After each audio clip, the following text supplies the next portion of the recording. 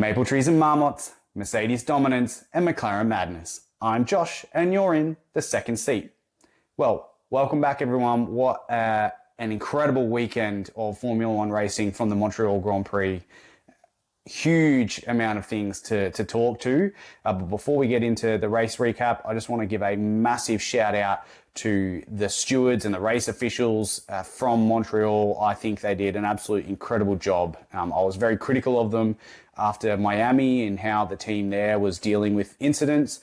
This time around, though, the Montreal team were on it, handing out penalties left, right, and centre, doing really well to finish investigations during the race, and it allowed the drivers and the teams to respond appropriately to the penalties that they received. You know, both Hadjar and Piastri executing their respective 10-second penalties during a VSC, taking advantage of that moment. So, for me, excellent job from the race officials. That's the level of professionalism I think we should expect each and every race week. Obviously, there's not always going to be that amount of chaos, but the speed in which they were responding to notes, investigations, etc., fantastic on their part. So really, really, really well done for them. As we lead into the race recap, I have a really special guest with me this week, Lawra from the Motorsport Minute, a fellow Australian creator and future journalistic hopeful like myself. We have a fantastic time. I was super grateful for Lawra chiming in and coming on the show. So enough of me speaking. Let's get into it. Just one final thing before I bring in Lawra. Make sure you're following along on socials, so Instagram or Facebook, as well as on Spotify or YouTube for the podcast.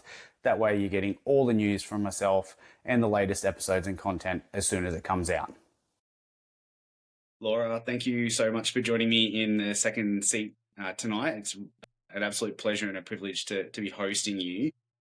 For the audience who may not be aware of you and your page, the Motorsport Minute, would love for you to talk about the type of content you create because it's fantastic from my point of view. So, but yeah, if you'd like to sort of talk to everyone about what you create and what you're about. So my name's Lawra. I'm based in Melbourne. I'm a F1 and motorsports content creator across Instagram and TikTok. Started off as being just something fun. I do a very data and analytical job. So my 9 to 5 is very different from this, and I kind of needed a creative outlet. So it started off very lighthearted and fun. And then over time I was like, actually, you know what? I want to put a little bit more effort into this. So my content's kind of evolved from there. I try to make it a little bit more educational and informative than just sort of average content. Definitely throwing some lightheartedness in there as well. But yeah, I've been lucky to go to many a Grand Prix, had some incredible opportunities over the years, which I feel very lucky for. Yeah, that speaks to some of the stuff I've seen from you, particularly this year from the Melbourne Grand Prix. You know, your time with Audi looked incredible. Like, can you talk about that for us? It's crazy to look through my emails in the couple of weeks leading up to a Grand Prix is a crazy thing. So these opportunities that I have had over the last couple of years have literally just been a random email has appeared in my email and it goes from there, which is crazy to think. So yeah, that was just Revolut reached out and they had some tickets and some experiences for me at the Grand Prix, which was insane. I'd never been in a helicopter before and I'm a huge aviation nerd. So to get to do that and to get to take my partner along as well was just amazing. We timed it perfectly to go up, I think it was FP3, which was really fun. But yeah, that was just, an incredible partner to reach out to me randomly, very last minute actually. I think it was the week before. Yeah. Everything happens last minute in F1, which kind of stresses me out, but it's all fun. It's pretty funny, actually, because some of the things that I've started diving into because of my military background, comparing the likes of F1 with military operations, doesn't matter how, they're huge beasts, but things still happen very last minute a lot of the time. It's actually really funny. But yeah, I'm jealous because I've never been in a helicopter for leisure purposes. It's always been work in terms of operations and things like that. So I'd love to do it just for the fun of it, and it has been fun. But the times that I've done it, but yeah, so that's awesome. Are you planning on doing any other races this year at all? Probably not this year. I really wanted to do Singapore, but it does also clash with, it's like the same weekend as I think the Bathurst 1000, which is Yeah. not ideal. I wanted to do Singapore this year because it starts being a sprint race for the first time, which I actually have an opinion that I don't think is an amazing idea from like an actual racing perspective and from the driver's perspective, but from the fan perspective, I think it's incredible. But yeah, I think having a street circuit with a sprint race like that is probably not the best idea, and especially in a year of new regulations. They're lucky they only have one rookie this year, I guess. But yeah, for Arvid to go into Singapore with one FP session and then straight into a sprint on a firstly difficult track, I think that's going to be probably not anything else this year unless something comes up, but definitely more supercars races. That's for sure. Nice. I'm actually heading to my first supercars race later this year when it comes up to Queensland. I will maybe be there. Fingers crossed. Awesome. Well, I'll be there on the Sunday, so would love to catch up and meet in person. But your point about the sprint for Singapore, at least, is intriguing because it's a really good segue into Montreal, which also was a sprint race for the first time in its history, as far as I understand. And Arvid also had not done or had not raced at Montreal at all in his career so far, and he actually did quite well. I think he qualified P7 for the Grand Prix at least, and he did quite well in free practice and the sprint too. I think getting points, he finished P8, I think, in the sprint. So from his skill set perspective, at least, he's done well, and hopefully that sets him up and gives him confidence to go into somewhere like Singapore. A little bit different in terms of the weather will be quite difficult to deal with, and it's a lot tighter as well. Montreal is probably, in my view, like it's kind of that halfway step into Singapore in terms of there are some tight areas that are akin to a street circuit. The World Champions is a really good example of it. Yeah, there's areas in Canada that definitely, forgiving, but Singapore, not so much. I think as well, the sprint race ends up being earlier in the day because obviously Singapore's a night race. And I think it ends up starting at like something like 5 p.m., I think, for the sprint race. So it's a bit earlier, which like the heat's going to be more of a problem. I think that's just going to be a really taxing weekend on everyone. Yeah. Drivers probably aren't thrilled about it, but I would love to see Singapore. That's definitely a bucket list. Yeah. Being so close for Australia, it's like it's almost a second home race, right? So, but jumping back into Montreal, what did you think of the overall weekend? Good. I mean, need DNFs in the main race, which was kind of crazy. I wish. Okay, this is going to sound a lot biased. I didn't love George Russell as a driver. I do feel really bad for him. Like this race was unfortunate. I lost my train of thought. That's okay. I was getting sidetracked because in my head all I could see him was like him throwing the headrest. Yeah. Which I do want to talk about because that was crazy. Okay. Do I want to go on a George Russell tangent about? No, maybe I won't say that. It's ironic because I've met him and he's really, really nice, but I think some of his racing stuff and some of the stuff he says about racing is sometimes not great. Yeah, that's right. I recall that piece when I was just doing research for this. It was with Puma. You did a Puma experience. Yes, that was really fun. Yeah, done a couple of things with Puma, which was really awesome. It all kind of started from the Valtteri Bottas. We literally got told, I think it was like 30 seconds before we met Valtteri, that we could do a video. Social media and photographer guy at the time, he actually was like, "Oh, are you guys going to shoot a TikTok with him?" And we're like, we didn't think that was a possibility. Like we thought we were just allowed a photo because normally these things are just like really strict on time. It's like photo off you go. Yeah. We were literally in line for the photo op and we're like, what do we do? What do we do? And Anna, who I was with, she used to create content, but she doesn't anymore. And we're just like, what's trending at the moment? And it ended up being that Bonita trend. And that went pretty viral. So I'm pretty sure that's why they invited us back for round 2 of George, which was really fun. But yeah, so we'll circle back to George and his headrest piece. For me, I think the chaos of the Grand Prix, we probably could have foreseen it looking at FP1 and the chaos that reigned in that, like there was Alex Albon hitting a groundhog and A, poor groundhog, B, poor Alex, who had a shocking weekend with bad luck, like between that and then the hit from Oscar in the race today, just really unlucky. And he's been struggling with the Williams car as it is, and hearing some of his radio comments about where am I falling down from a Carlos perspective. It's challenging, I could imagine, for him this year, which is disappointing to see. I do feel bad for Alex. He, I think, driver personalities wise, seems like one of the nicest people on the grid. And like, I know so many people who are massive Alex fans and also massive Carlos fans, and they just want the best for them. And it's like, you just want Williams to do so well for these drivers because they really do deserve it. It's tough because when you're up against, hang on, I was about to say a stat that I don't know is correct. I was say, is Carlos still the last Ferrari winner? Yeah, he is. Yeah, is he still? Yeah. Yeah. It's crazy. Yeah. But that's who you're up against.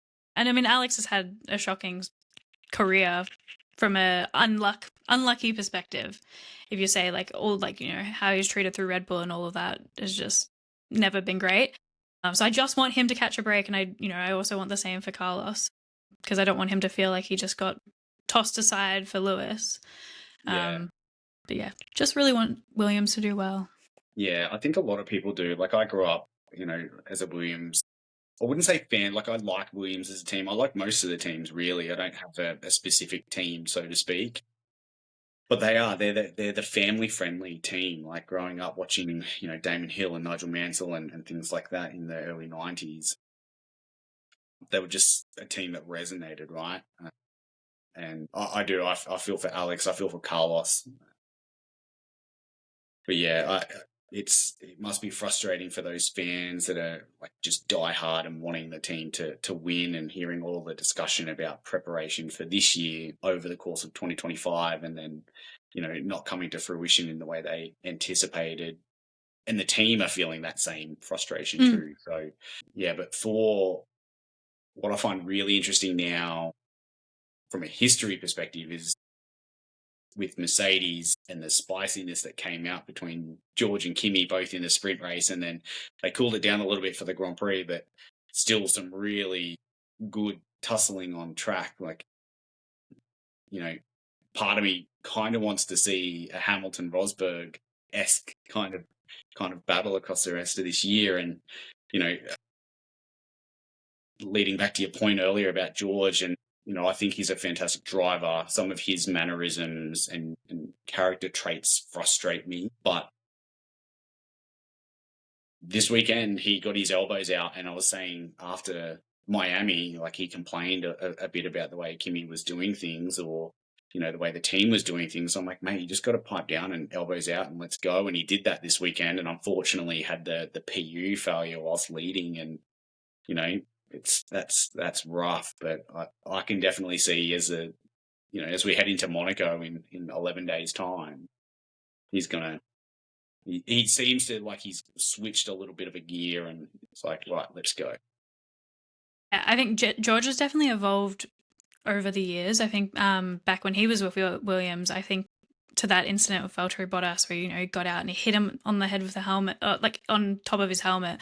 Yeah. And I think he even said recently that then he was very quick to blame others.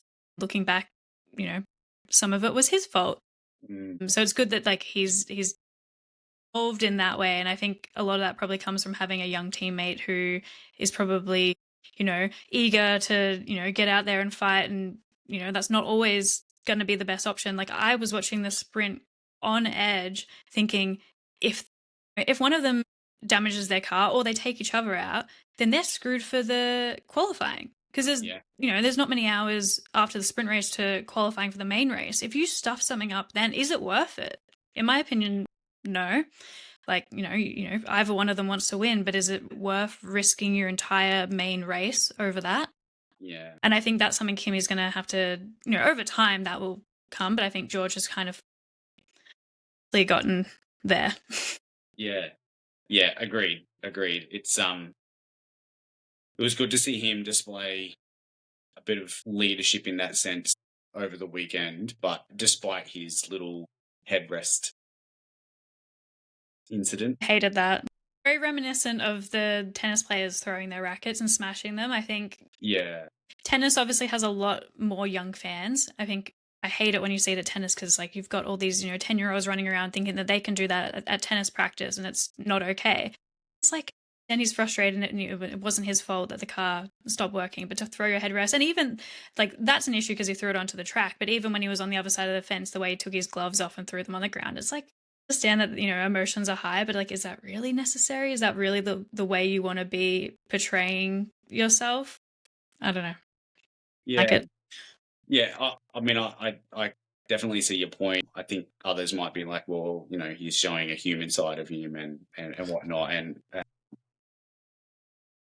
I tend to lean towards certainly the headrest side is like, come on, mate. Like, that that's a dangerous thing to do. Like if the wind caught that because they're not heavy things. Foam, yeah.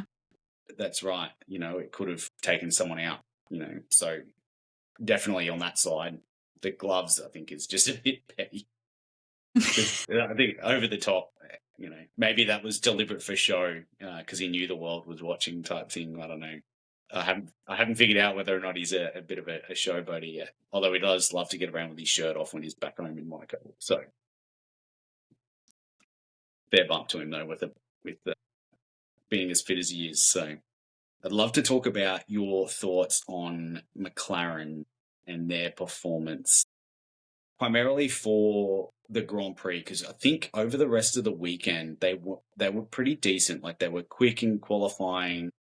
They did well in the sprint in terms of both securing points, and I think Lando finished P2 in the sprint as well, which was great for him. He certainly turned things around for himself for the last couple of weekends. Leading into Miami, he was down 3-0 from a qualifying perspective against Oscar, and he's beaten him the last 2 weekends in a row, both on track and in qualifying. So he's managed to turn things around, which is positive. But yeah, McLaren, what's going on? When they had to do many a formation lap, which I will say, I think Arvid is very, very lucky that they saw his hand gestures. Yeah. Because I mean, it's happened before, like when people stall and it's like you just get run out the back of. So yeah, I know that's a bit of a tangent, but that was super lucky that they actually caught that when they did, because that could have ended really, really badly. Formation laps not happen. McLaren might have been onto something a little bit better with starting on the inters, but I think by three go arounds at that point, you're losing tire temp. Track's drying up with every time the cars go around. They got a good jump on the start, or at least Lando did. Good for a couple laps, but then they would have had to take those tires off so quickly that it's not worth the one place you gain. So that was an unfortunate strategy call. I think they obviously make these decisions ahead of time, and you couldn't foresee, I guess, how much it was going to dry up, let alone having to do multiple formation laps. So that was unlucky from their side. The Lando getting unlucky with the retirement, and then I mean, you can't blame anyone else but Piastri for that move. I mean, I'm a big Piastri fan, but I don't know where he thought he was going with that. No, he ended up locking up a little bit on the front left, which obviously made him lose control. And yeah, that was, to use his words against him, that was ambitious. Yeah. That hurt to see. But yeah, you can't blame else but Oscar for that. So, rightfully so, got a penalty for that. He kind of got off scot-free with the penalty because of the virtual safety car. Yeah. Which, I mean, it's a bit helpful, but he ended up 2 laps down in the end, so yeah, not great. Yeah, there was only 4 drivers that finished on the lead lap. Yeah, I was just looking, and it's like you've got Berg and Gabriel Bortoleto in 12th and 3rd, and you're like, 12th and 3rd, that's not bad for Audi. And then you're like, well, 6 people didn't finish, and that was actually 2 laps down. You're like, oh, yeah, not so great. It's kind of decent on paper.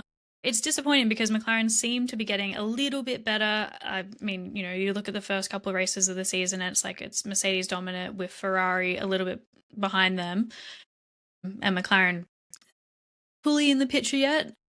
It seemed like their upgrades were kind of helping them a little bit this weekend, but then, unfortunate luck with strategy and failure and driver error have not played well.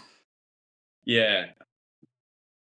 Their strategy's bitten them a number of times recently. Miami's probably one of the most recent races where they've actually performed pretty well. But when you think back to earlier in the year, and then more notably Qatar and Abu Dhabi at the back end of last year, they lost both of those races because of strategy failures. And there's been other times in the last couple of years as well. And, everyone talks about Ferrari and their strategists being quite poor. Maybe some of them have migrated to McLaren as well over in working there. But yeah, it's frustrating. But, pace-wise, they've definitely come a long way. They've relatively closed that gap. Certainly race pace-wise, they've closed the gap. Red Bull seem to be on the right track as well. Still not as quick. I think they're still having some rear issues and downforce issues as well from a front perspective. And then Ferrari, I think their challenge is their top speed, their straight line pace is not where it should be. And I think they're relying on a duo side. Additional development upgrade opportunities for the listeners that aren't familiar with that acronym. But that's now 2 weeks before they actually get results, because it was from Montreal before when they do the testing. So yeah, and if people aren't tracking the duo side, the FIA recently posted a really good breakdown about it. You can either access it from the FIA website or their Instagram, or I've got it as a link on mine, and go from there. It's relatively easy, but the bottom line is that it provides cost cap relief depending on the percentage how far below percentage-wise you are from the main power unit, so 2% and beyond, different levels. So yeah, wow, Ferrari. Great to see Lewis though. The podium moment with him and Kimi was nice. That was wholesome. Yeah, and the cuddle from the rear, like lifting him up, was a cute thing to see. And it's great. Like, it just, for me, going back to that human element with George we were talking about earlier, it really highlights the human element for the drivers. Like, yes, they're competitive, but, certainly watching Max and Lewis chat in the cool down room was awesome to see. Just listening to some of the stuff that they were talking about, but Lewis and Max himself, all of them celebrating Kimi on the podium itself. And yeah, what a talent he is starting to turn out to be, right? Like, I'm not fully placing my bets yet, but yeah, Kimi's in with a good chance, but I don't think George is going to go down without a fight for overall drivers' champion at the end. But if he can pull this off, be impressive. I think there'll be a lot of. I think some of the drivers on the grid feel that like kind of proud dad energy a little bit. I think that's kind of what Lewis seemed to be kind of embodying the podium. But yeah, interesting to see if he can keep going, especially with all of the developments throughout the year. I think Ferrari, McLaren, and Red Bull are going to definitely give them a run for their money by sort of the tail end of the season. So I don't think it's all tied away yet, but I would like to see a different team win at some point in the year. Would be nice. Yeah, I completely agree. I was having that thought earlier today. I was just like, man, like, yes, we had the mid 2010s, right? Like 14 through to 2020 with Mercedes dominance, and I get that was frustrating to watch. I don't want to go through that again. That would be annoying. Yeah. Do you think there might be a version of Silver Arrow's rules as opposed to Papaya rules? I think Toto's gonna. I don't know. I would be shocked if Toto lets the rivalry go on for too long with them getting their elbows out like they are currently, especially when you get towards the end of the season where it all matters that little bit more. Because I think at the moment some of the stuff, probably more on Kimi's side, is just a little bit too risky. Understand he's got a lot to prove, The risk of taking yourself and your teammate out. I don't know at this stage if it's worth all of the fighting. It's great to see from the viewer side, like it's incredible racing. But I think from the team principal side, I'd be sitting there like, don't. McLaren had, you can race as hard as you want, just don't touch. And it's like, oh, that's all well and good until, oops, accidentally went a bit too far. Yeah. I think is more likely to happen with a younger driver, Kimi. But yeah, I agree. And I heard recently, listening to some stuff from Will Buxton, he was talking about the situation with Hamilton and Rosberg in 2016 in particular. And Toto Wolff, he referenced, has recently actually highlighted that after that crash in Barcelona, Toto basically did up redundancy paperwork, went to Dieter as the head of Mercedes AMG and was, hey, I'm basically going to fire these guys if they don't pull their neck in.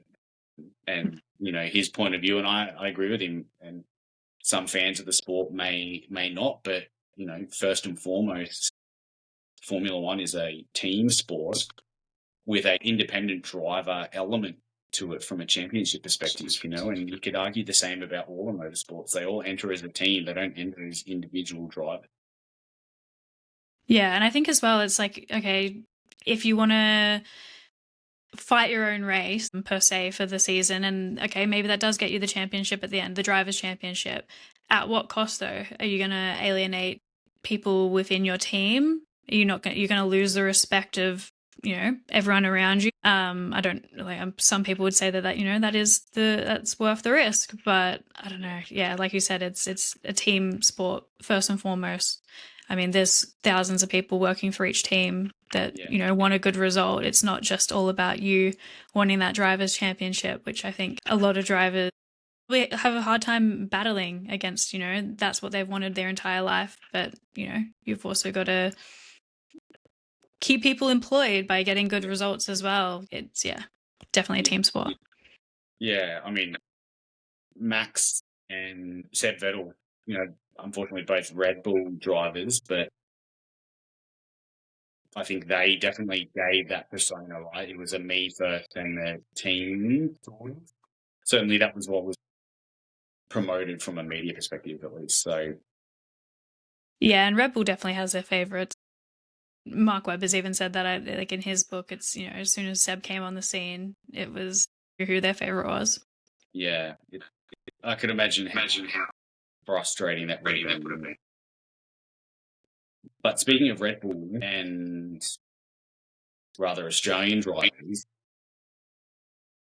Oscar, I think, did pretty well over the course of the weekend. Probably not his fatal track. I think he finished P4 in the sprint, which was the same result he got in the Grand Prix last year.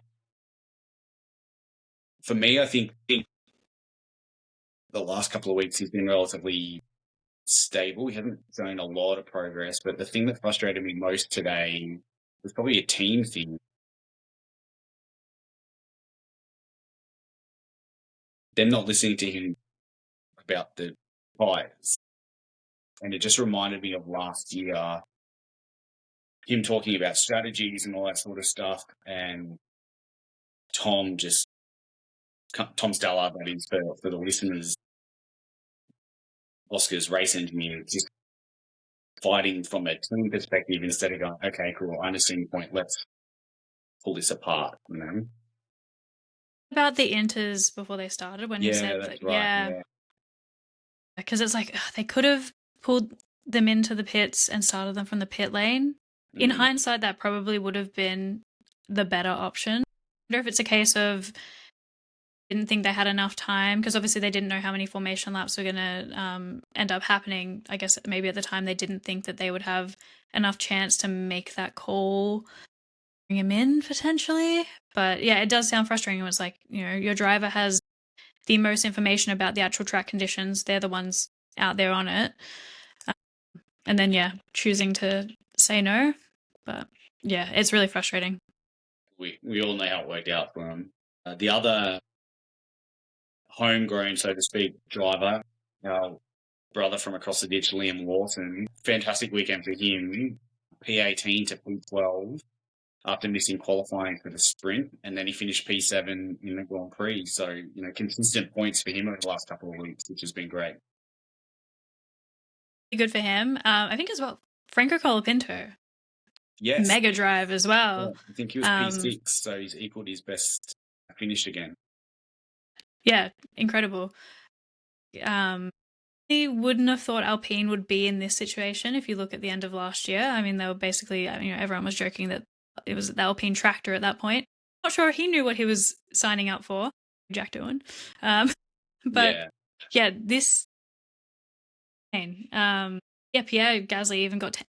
Sorry, I'm looking wrong. He got 8th as well, so that was incredible from him. They're going Ollie Behrman. I think Ollie Behrman's my unsung hero. I think he's going to do really well. Got a little. He still did good today, but there was room to do better. Yeah. Well, I think for him, he's just biding his time until Lewis leaves Ferrari. I can't see anyone else taking that spot before Lewis retires.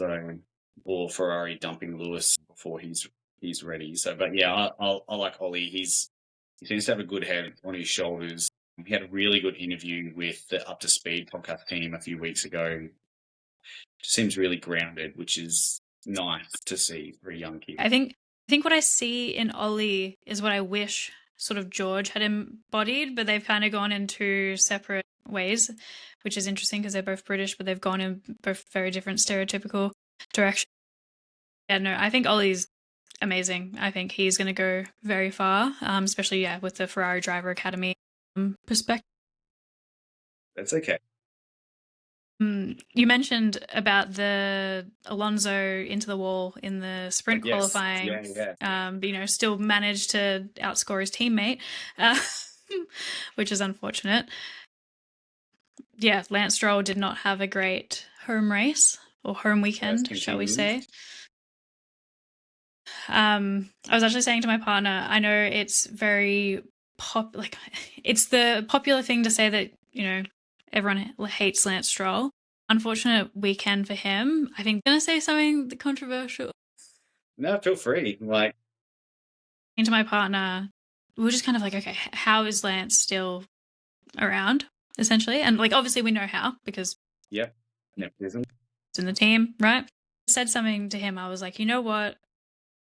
If Lance Stroll's still going to be in F1, not on merit, at least he's not taking a good car seat from someone. The car's not great. The car's not where I think they hope to be, especially bringing Adrian Newey in. I think it would hurt a lot more to have Lance still be in that seat, be a really good car. The logic of how I got to this point was I was thinking about the Ferrari Driver Academy and Ollie in that pipeline potentially. And I think about Felipe Drugovich, who won the F2 championship a couple of years ago in the Aston Martin equivalent, their driver young development program with seat. And to his credit, I don't know where he thought there would be a seat in the next couple of years. I don't know, maybe he was betting on Alonso having retired earlier, because I think, you can't get a seat when the current driver's dad is the CEO, essentially. And he would have had to know that going into, signing into that young driver program. It's really frustrating to see him basically have to leave the sport and get an opportunity to move into F1 when there's someone who's been probably around for longer than they should, is how I'll say it. No, to be honest, I 100% agree with you. I think Lance as a person is a lovely guy, right? But I have been, people I've spoken to, I've been very open in saying he's only still there because of his dad. And if people are a fan of The Simpsons, certainly older episodes, there's one where Homer becomes the coach of the local football team, and he keeps picking part quarterback, even though he is absolutely horrible. And that's what I think of all the time when Lance steps into the season. One thing I will give him credit for is the helmet he had for this weekend was visually stunning. So well done, Lance, on your helmet for the home race, mate. But unfortunately, the curse continues for home race things. The other driver that I think is probably needs to consider moving on is SD Becky. This one hurts. Right. I know there's a lot of rumors at the moment that potentially we could see Jack come back because he's obviously now the Haas reserve driver. And, as an Australian, I'm torn because it's like, obviously I would like to see Jack back in the sport. Great. But Esteban is another driver who maybe on race pace and, racecraft isn't, up there with the top. But I think, again, another driver who I really like as a person is Esteban. And I always kind of think that I kind of put him in my underrated category, really proving anyone wrong at the moment, unfortunately. I wish he was outscoring Ollie a little bit more because obviously he's got many years under his belt. But I would be really sad to see him go again. I don't think he'd be coming back after leaving again. But yeah, it might be coming to an end. Do I think that they'll do it before the end of the season? Probably not. I understand when they let him go early from Alpine. I think Flavio Briatore, if he has an opinion, they're going to run with it. And I think that man's a little bit unhinged anyway. Agreed. I think Ayuma is he's a bit more sensible than to let him go in the middle of the season, because when your other option is Jack, not like you've got I gotta be careful. I'm not saying Jack isn't amazing, but they're probably about the same level. Yeah. You're really going to take a risk on a driver who also got replaced mid-season. Really worth it? Maybe just see out the season with Esteban. I don't think his contract goes this year, and then see where you go from there. I think it's too big of a risk to do at the mid-season. I agree. I mean, both AU and Esteban have come out and absolutely squashed the rumours pretty vehemently too, in terms of colourful language and things like that. The positive thing for Jack is, on top of his reserve duties, he's been doing some stuff with Nielsen Racing in the Zurich side, and he's been performing really well. Had some really good performances, finishing P7 in his last race with them. I think he's doing the 24 Hours of Spa coming up as well. So he's definitely showing his versatility, and I think that will get his confidence back, particularly after his testing with Super Formula didn't go too well. Crashing at turn 1 all 3 days in a row after doing it in Japan last year as well with Alpine. So I'm with you. I think putting some parochialness aside, I don't think that'll be a year. Is there anyone coming on that could really take that's not even in the Haas system right now, or the Ferrari system? I don't know. Like is it Emerson Fittipaldi who won F2 last year? He was with McLaren, but is with McLaren, but he's doing the IndyCar stuff at the moment. They might be able to poke him across. You take a gamble on a young driver as well. It's none of their options are great. Yeah, that's right. Yeah, I think Esteban's got a little bit more experience, so maybe they can bank on that. But yeah, hopefully his experience. I think is he a race winner in Monaco? Did he win Monaco? One. I don't remember if it was Monaco or not, but Esteban's definitely won one. Yeah, I thought it was Monaco, or it might have been. Yeah, I can't remember the top of my head. But speaking of which, we've got 11 days until Monaco. Yes. A lot of water to go under the bridge in that 11 days. What do you think? Where do you think we're going to go after what we've seen this weekend? I still think it's going to be a Mercedes end of the day, especially because when it comes down to Monaco, it's qualifying pace rather than race pace, and they've got that sorted. Fortunately for McLaren, I don't think it's really going to be their weekend at all because, as we said, their qualifying's not particularly that good, although getting a little bit better, but unfortunate for them because it will be their 1000th race, which is, I don't know if they'll be on the podium for that one. I don't know. I think it's going to be Mercedes again. Yeah. Yeah, unfortunately, I can't see another race winner outside of the two Mercedes boys until post the summer break, post Silverstone, I think it is.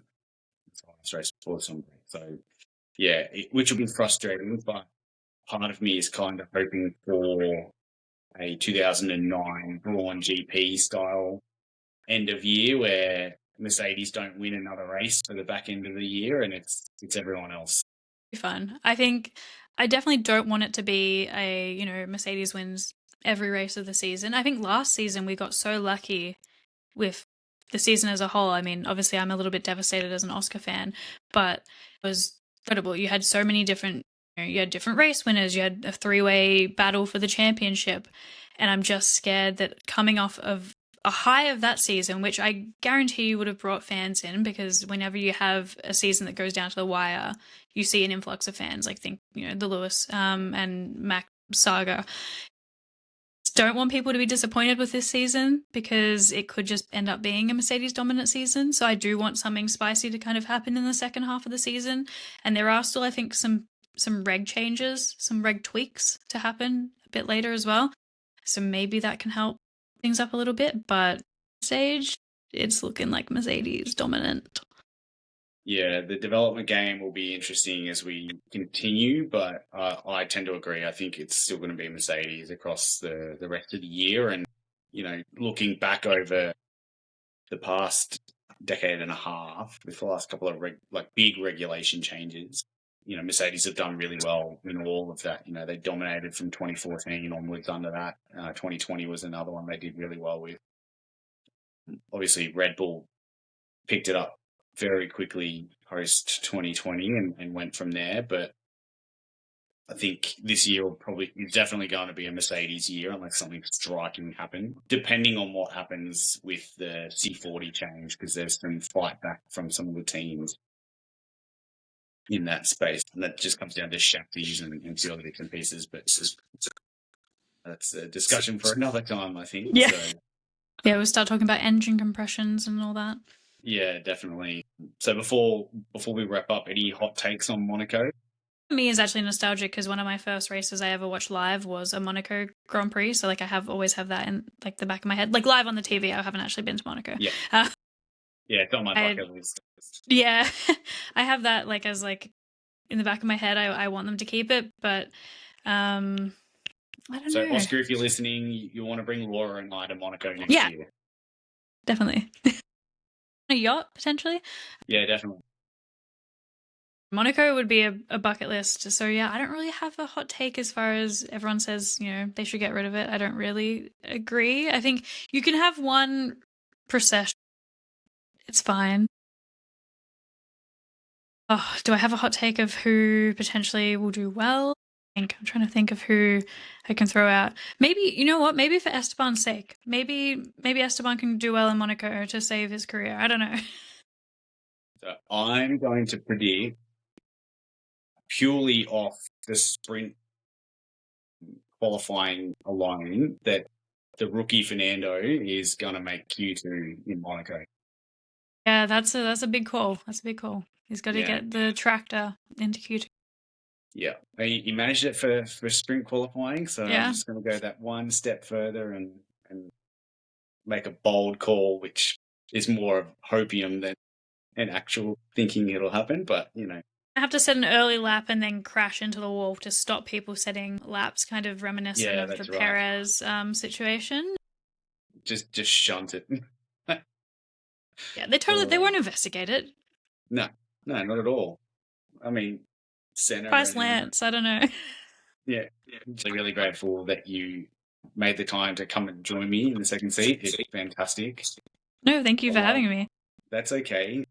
We'd love to have you back. I love the work that you're doing. I love seeing the stuff you're putting out there, both from an Instagram perspective, but your other online content as well, and hopefully get to bump into you at the Odds GP when I'm down there next year. Fingers crossed. Yeah, thank you so much, Lawra. It's been great. Thanks everyone for tuning in today. It was fantastic for Lawra to come along, and would love to have her back. As I said, if you're not already, make sure you follow along on socials, Instagram, Facebook, and particularly Spotify. And if you've got any questions, feel free to send them in via email or leave them as a comment in the underneath each of the episodes as they come out. So appreciate you guys. Thanks heaps. Talk to you soon. Cheers.